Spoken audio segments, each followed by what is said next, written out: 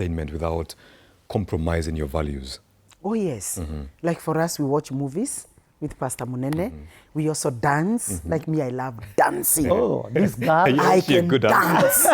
Oh my good. I can go on the floor, come back. I dance for him at times. Like today we were in a wedding. And I watched her and it was like, wait a minute, is this Sue? She danced to her. I love dancing. You get the point? Yes. And my children also are dancers. And so they have taken that from me. So you can have fun. You know, you can kiss, you can hug, you can pat each other. You know, those moments are very important. Those petty things that looks like they are childish, that is what sustains marriage. You know, for us, we can look at each other, just stare at each other for 10, 15, as we gesture, you know, wink. You know, those things, we tickle each other, we hug each other, we pat, we touch. You get the point? Those are things that make marriage. It's possible to have all these things, but it doesn't compromise your faith because you know what exactly you need. So marriage should not be boring. Marriage should be a place where you long to meet your partner. You know, like for us when he's away, we keep on, you know, sending V1, you know. V1s. V1s, Peter. Yes. You know, of something very, very funny. Well, yeah. Very funny. It's you know? not funny.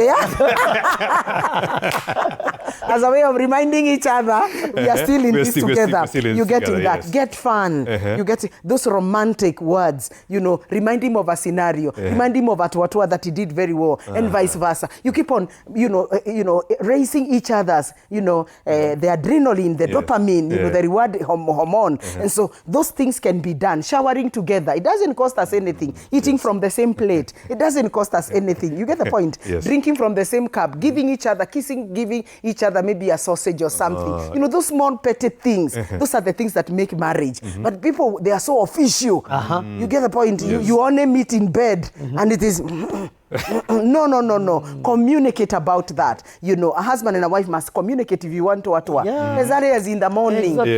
Text them and ask him, darling, tonight we're gonna go arire. You know, you're gonna have language that goes around that sexuality to make it more exciting. You know, and then avoid boredom. Avoid boredom and make sure that you people match each other's strength. But most of the times I tell the women, because it seems like the women are but today's women, I think they are a bit different.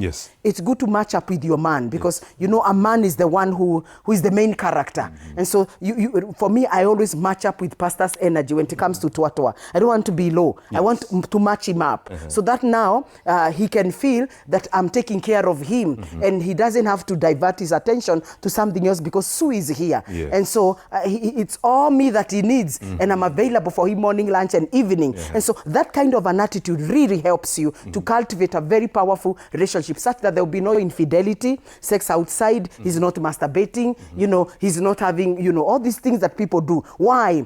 He's already satisfied because I make sure that I meet his sexual needs. Another very important thing about sexuality among the couples is good to give each other feedback. Remember, your husband is your customer and your wife is a customer. You want to know, is your customer okay with the services that you're offering so that they can tell you, you need to improve this, just like the way we do in the corporate. We want to know the feedback of our patients or patients. We want to know our clients. We want to know our customers. Are they satisfied? And so I take Pastor Munene as my customer. And so I want to know, is this customer okay? And sometimes he tells me, no, I think there are some things you need to pull up your socks. I don't like when I come in the house and you're just seated there and there's no that welcome. You see, when you come in and you find me, I always stand up and I will improve on that. So you keep on giving each other feedback. Even when it comes to sexuality, learn to have genuine talk. We have a genuine talk almost every 2 weeks. We have a rule of 2 weeks, 2 months, 2 years.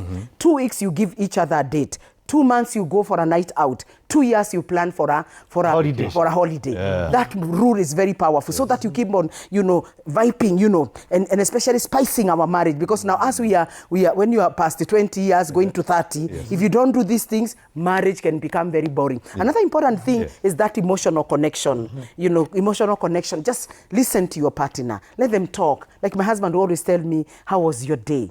If I find him at home, it was this, I found this patient, we have had this. Oh, do you have something that you wanted to tell me today? That's so powerful. Ooh, you tell a woman that. Yeah. And do you have something that you'd want to tell me? And the way men, we have a lot to say. And he sits down there and he tells me, I speak, and then he tells me, naona kama time imeenda, we need to be going to sleep. Can we put a comma, my dear? Tomorrow Then we pick up from there. You see, I'll feel I've been heard. And so a man must create that quality time, because for you, men, you internalize things. For us, we verbalize things. So a man needs to create that moment, because if your wife does not talk, it comes out as anger. It comes out as stubbornness. And so men need to understand the psychology of a woman, and vice versa also the men. And so that intentional, deliberate, talking about sex is very, very important.